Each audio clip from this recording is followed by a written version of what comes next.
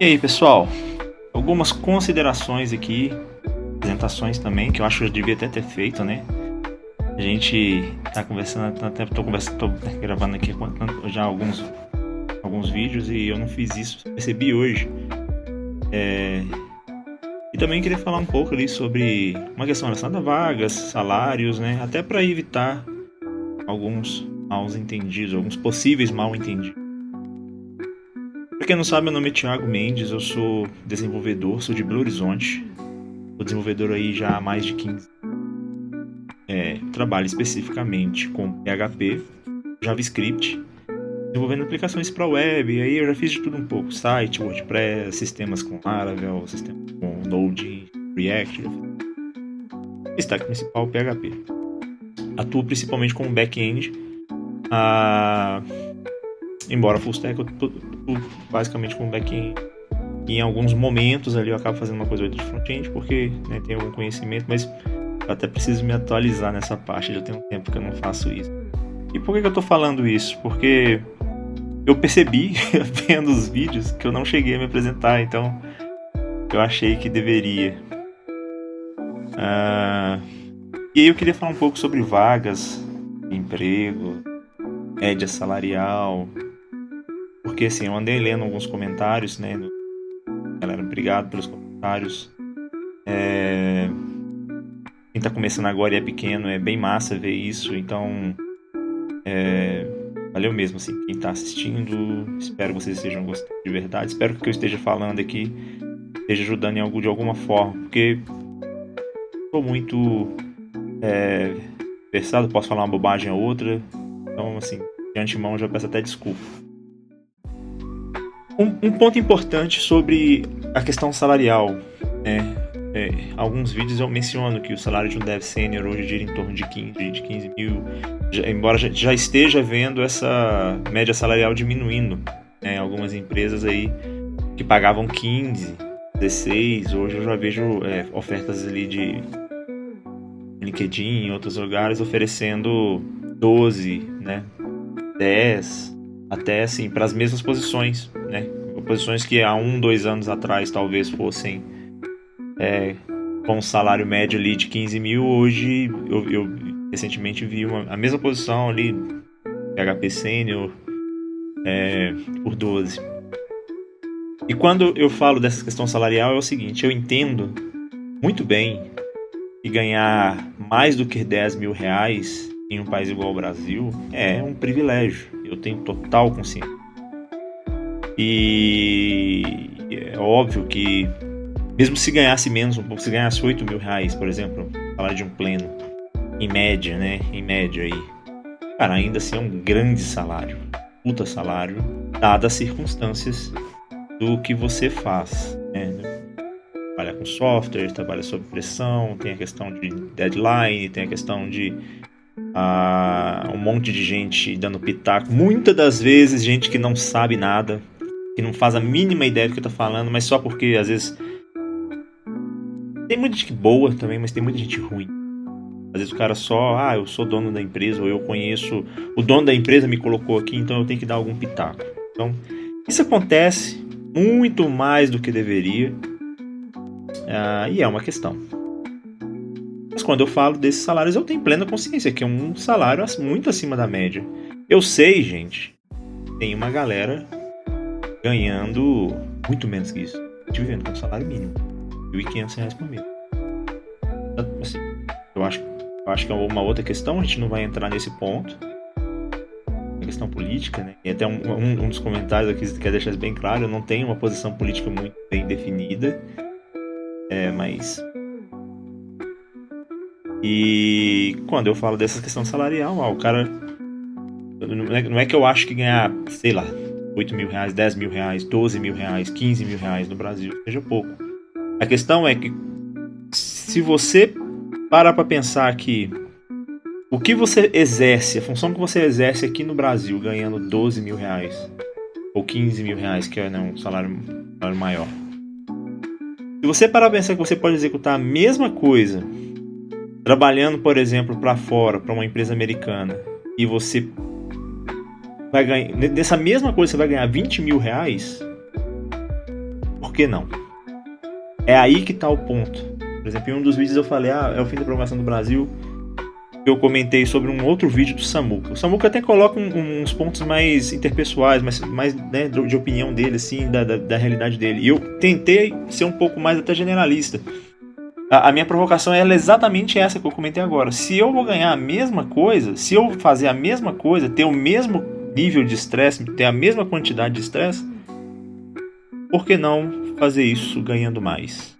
É esse que é o ponto. Não está tão relacionado, por exemplo, a gostar ou não gostar de ser desenvolvedor. Aí eu só trabalho por causa do salário. Não é isso. Eu, por exemplo, sou muito franco. Eu teve um comentário muito legal que a pessoa falou que trabalharia como desenvolvedor mesmo que ganhasse menos em um plano de saúde. E eu acho massa, cara. Eu acho isso legal, porque eu também seria. Eu sou assim. Eu não me vejo fazendo outra coisa que não ser desenvolvedor. Se amanhã o pessoal me mandar embora da empresa que eu tô aqui, eu vou ser o primeiro a aplicar para a empresa. Não me interessa qual. Do Brasil, dos Estados Unidos, da Europa, da Ásia. Cara, eu gosto de trabalhar. Eu preciso trabalhar também. Né? Mas, acima de qualquer coisa, eu gosto de trabalhar e eu gosto de ser desenvolvedor. Hoje, ser desenvolvedor é muito mais parte de mim do que apenas uma profissão. Eu realmente gosto do que eu faço. E você quer me ver? Cara, eu fico... eu adoro. Eu fico assim, maluco quando eu tenho um grande problema para resolver e eu fico horas quebrando cabeça aquele problema. Lógico que tem um lado ruim, né? Tem o chefe ali buzinando na cabeça da gente e tal. Mas eu adoro essa coisa de mergulhar no código, de tentar entender. Hoje em dia, assim, até emendando um outro assunto, a questão da IA, né? A gente tava conversando aqui no trabalho, assim, e eu tenho esse hábito, de fato, de pegar o código, ler. Eu gosto de ler código, eu gosto de ver o que as pessoas fizeram, eu gosto de tentar entender, esmiuçar ali, tentar entender o que está acontecendo. Meu chefe pedido uma tarefa e ele... meu gestor tinha pedido uma tarefa e ele não gostou muito, porque eu tava demorando demais na tarefa. E realmente a tarefa era simples. E assim, gente, a gente tem que medir isso, mas tava tão bom ficar olhando pro código que eu acabei ficando entretido. E, cara, aí ele me falou, se você não estiver entendendo o código, vamos usar ChatGPT, não tem problema. A gente precisa entregar a tarefa rápido e tal. E isso me deixou um pouco bolado, né? Na hora eu senti um pouco ofendido, mas depois eu pensei, mas ele só tá, né, olhando o lado corporativo, assim. E aí, enfim, tem uma série de questões envolvendo isso, mas eu consigo entender ele também. E é importante a gente ver isso. A gente tende a achar que esse tipo de coisa acontece só no Brasil, o que não é verdade. Acontece em ambientes fora também. E assim, sobre a quantidade de vagas, né? Eu acho que a gente tem tido... A gente está vivendo um momento muito específico, onde a economia, enfim, no modo geral, talvez esteja vivendo um momento de baixa. A gente está vivendo um momento em que todo o ambiente de tecnologia da informação está passando por mudanças, né? A inteligência artificial tem dado voos muito longos, ela tem, né, se atualizado muito rapidamente e está mudando mesmo a forma de trabalhar. As vagas estão diminuindo por vários fatores. Um, porque não tem dinheiro, e a outra porque muita gente está percebendo, ao invés de eu contratar um dev sênior, um pleno e um júnior, vou contratar um dev sênior, vou botar uma inteligência artificial na mão dele e vai me entregar mais rápido. Ou eu vou entregar um pleno, vou contratar um pleno e, cara, ele supre aqui, o que ele não souber vai na mão da inteligência artificial. E assim, é muito complicado isso, porque a gente fica sem ter uma noção exata da onde isso vai chegar. Eu, particularmente, eu não acho que ainda vai chegar no ponto de roubar emprego ainda. Eu ainda acho que os devs vão ser tão importantes para poder fazer a leitura do que está acontecendo ali, e principalmente em questão relacionadas a contexto. A inteligência artificial é muito boa em te resolver coisas, por exemplo, você tem uma função que executa um script muito específico, né? O retorno dela é muito claro. Eu tenho uma função que retorna uma string, e essa string, sei lá, é um hash qualquer lá. Se você pedir a inteligência artificial puramente para poder otimizar essa função, ela vai conseguir tranquilo, porque ela é uma função muito específica. Agora, o que essa função representa dentro do contexto da aplicação é que é a grande questão. Muitas vezes aquele retorno tem que ser tratado de outra forma, em outro lugar. E aí é onde a inteligência artificial vai dar uma pecada.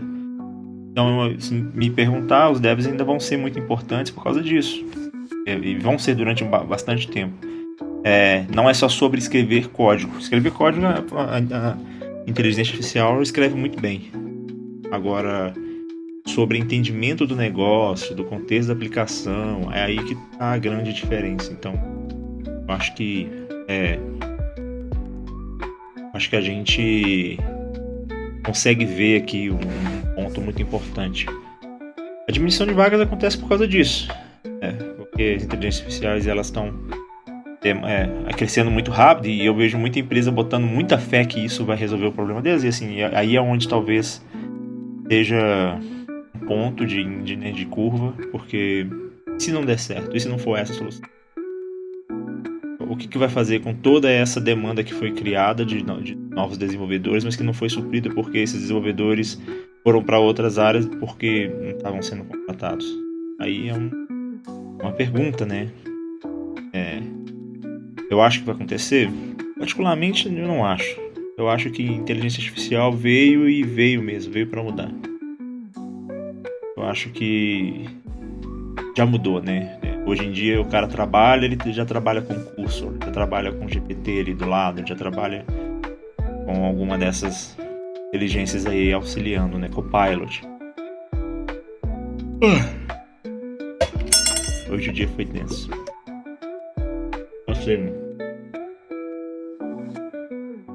Então eu tenho a impressão de que já mudou. Não acho que volta atrás, não. Em algum momento no futuro os devs vão ser obsoletos e não vão precisar. Aí já é uma outra história. A gente vai deixar para conversar sobre Apocalipse em outro vídeo. Então assim, basicamente faz parte das coisas que eu penso. Eu quis deixar muito claro essa questão do salário. E um outro ponto também, né? Sobre trabalhar mais de 100 horas na semana. No vídeo passado eu quis mostrar alguns exemplos de projetos que você pode trabalhar. Não só na intenção de ganhar dinheiro, mas também para formar conhecimento, né? Para gerar conhecimento. Eu falo que se for para você trabalhar mais que as 40 horas, pelo menos tente trabalhar em um projeto particular, ou então faça isso com um objetivo específico. Quando eu falo isso específico, eu estou querendo dizer basicamente para você completou o objetivo, pare, porque trabalhar mais de 40 horas não é saudável. Na verdade, a questão não é sobre horário, não é sobre quantidade de hora. A questão é, se você se sentir sobrecarregado, se você estiver se sentindo trabalhando demais, cansado, desanimado, cara, o burnout é uma coisa muito séria. A depressão é uma coisa muito séria. A gente fala muito pouco sobre depressão no mercado de trabalho, sobre saúde mental. Somente no de TI, eu sinto que eu conheço muitos desenvolvedores que têm problemas de saúde mental sério. E a gente tem que ter atenção a isso. Tá? A gente tem que tomar cuidado com essas coisas. Tá se sentindo cansado, sobrecarregado? Pare. Acho que nada vale a sua saúde. Eu entendo muito bem os desenvolvedores ou qualquer tipo de trabalhador que trabalha as 40 horas na semana e não quer trabalhar mais nada além disso. Não quer estudar. Eu consigo entender isso. A gente está tendo agora esse momento do retorno ao presencial. Eu trabalhei presencialmente grande parte da minha carreira. A maior parte da minha carreira como desenvolvedor foi trabalhando presencialmente. É terrível. A verdade é que eu entendo aí, tem um monte de gente falando, um dos motivos do retorno ao presencial está relacionado à bolha imobiliária, porque tem um monte de prédio com sala vazia, e esses prédios com sala vazia geram prejuízo, principalmente para investidores, para quem, né? Porque as pessoas investem lá fundos imobiliários, eles precisam que esses imóveis estejam alugados para ele poder ter algum rendimento. E aí o cara não tá com a sala vazia, o que vai fazer? Não tem o que fazer. Então eles vão forçar. Tem outros motivos, mas na minha opinião pessoal, a questão cultura, pra mim, ela não desce. Essa coisa da cultura, ela não desce. Eu tenho uma opinião muito séria. Se você é júnior e pleno até determinado nível, eu acho que você tem que trabalhar presencialmente. Não porque eu acho que é presencial a solução. É porque esses caras precisam ter contato com outros devs para que eles possam possam evoluir ali no conhecimento e pegar experiência com outros devs. Desse nível médio ali aí para cima, sênior, eu já acho que o cara tem que ser capaz de trabalhar remotamente, tranquilamente. Aí vai ter a questão do não, mas eu gosto de trabalhar presencial. Tudo bem. Não é para esse cara que eu tô falando. Eu tô falando sobre ser necessário ou não. Agora, pra mim, no meu ponto de vista, na minha opinião pessoal, muito dessa forçação de barra para retornar ao presencial tá relacionado a... Eu tô pagando 200 mil reais por mês para ter uma sala num prédio pro Thiago trabalhar de casa. Aí eu consigo ver o empresário olhando para isso e falando, nossa, eu não quero fazer isso. Eu consigo entender. Mas eu também acho que, cara, você ir pro escritório para fazer reunião no Meetings, isso é complicadíssimo, tá? E eu acho que, sim, toda empresa tinha que olhar para isso com péssimos olhos. Porque se a empresa leva o cara para trabalhar localmente, ela tá gastando mais dinheiro, tá gastando luz, tá gastando água, tá gastando vale refeição, tá gastando vale transporte, ticket, né? Não vamos falar vale, mas ticket de transporte, ticket de refeição. É horrível para a empresa. É melhor pagar o salário pro cara e ele se vira com o resto dentro de casa, né? Mas enfim, esses são alguns pontos que eu queria conversar, deixar aqui na minha opinião pessoal. Eu peço perdão se eu tiver passado alguma impressão errada, não foi essa a minha intenção. Mas é mais assim, pra gente, né, começar a ter umas conversas mais francas. A minha intenção nesse canal é dar muito da minha opinião pessoal, baseada na minha experiência. Tanto que eu, apesar de já ter tentado fazer live code algumas vezes, não tenho tanta intenção de fazer isso, né? Porque eu acho que tem outras pessoas que já fazem muito melhor que eu. E não só na questão de desenvolver um conteúdo, mas saber se comunicar melhor, né? Um pouco quadrado. E quando eu tô programando, eu não consigo. É engraçado isso. Eu não consigo ficar falando muito. Ou eu converso, ou eu programo. Enfim, vira uma bagunça. E você? O que você tá achando disso tudo? O que você pensa sobre o trabalho presencial? Sobre a quantidade de vagas diminuindo? Sobre a questão salarial dos desenvolvedores? Acha que tem alguma solução? Quer compartilhar alguma ideia com a gente? Não esquece de... Deixa aqui nos comentários, obviamente, né? Não esquece de curtir o vídeo e se inscrever no canal. Valeu!